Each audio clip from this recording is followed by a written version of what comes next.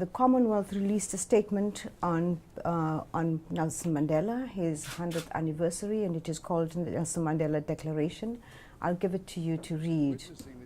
But right at the beginning, it does say that the Commonwealth heads of government meeting in London, in the United Kingdom, noted and marks the 2018 centenary birthday of Nelson Mandela. The heads recalled the lifetime commitment of the former president of South Africa, Nelson Mandela, who fought for and dedicated his entire life to the liberation and freedom of the South African people, his instrumental role in peace transition to democracy and nation building and reconciliation in South Africa, and the fight against global injustice. And it goes on, of course. This is a world icon that all of us are celebrating, and it was good for us, the South Africans, to find that we were able to push this item right to the top of the agenda of what we were discussing. We discussed a number of things at the heads of government Commonwealth. Chief amongst them was, they were broken down into sections like a fairer future, a more prosperous future, and a more secure future. This encapsulates most of what we are very concerned about as Commonwealth countries. In a more secure future, we discussed the issue of cybersecurity, and we had an expert coming to give us some ideas on how we are able to protect ourselves from cybersecurity, if it is possible at all. We had a lengthy discussion on that. We discussed a fairer future. A fairer future would be the kind of future where there is democracy and rule of law, where there are elections on a regular basis, and the elections are free and fair. So that we create the kind of democratic environment that we in the Commonwealth believe in.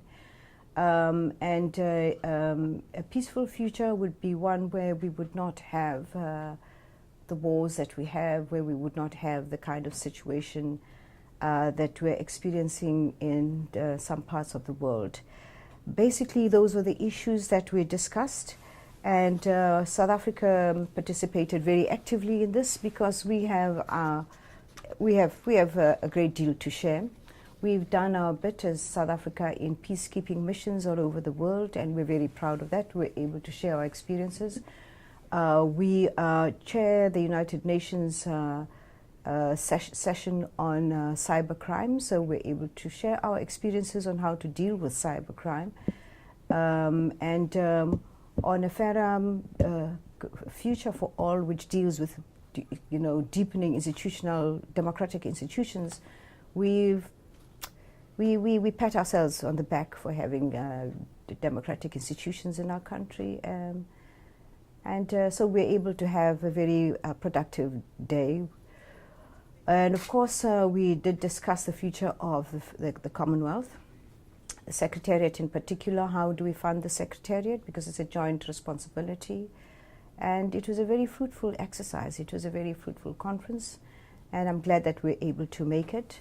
I'm sorry that the President is not here to address you, especially on his concerns which he raised at the Business Forum dinner around the creation of jobs.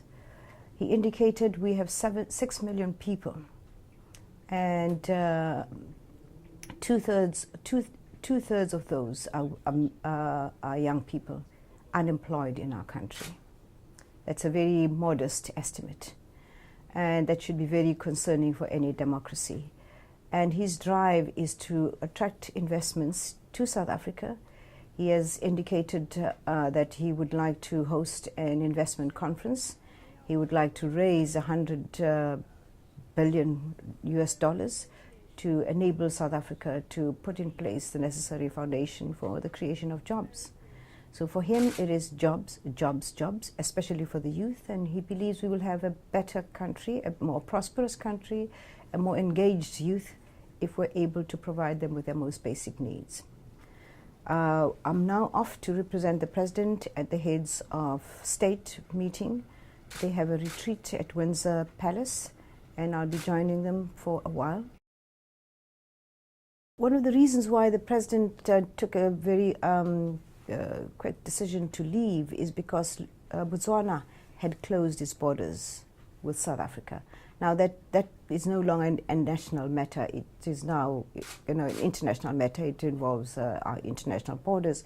So he felt the most important thing was to go there, understand the situation, see what he can do about the situation to calm it down. So that would probably be the kind of thing he would be best able to respond. When he left, we had very scant information, but the most disturbing one was that there was, unhealthy violence in Northwest, and that this had affected the borders with Botswana. The Tswana people are a very benign people. By the time they take to closing their borders, they must have been very worried. We had this World Investment Conference, and he was the only speaker there. I mean, of course, it is presided over by the Lord Mayor of London, and there was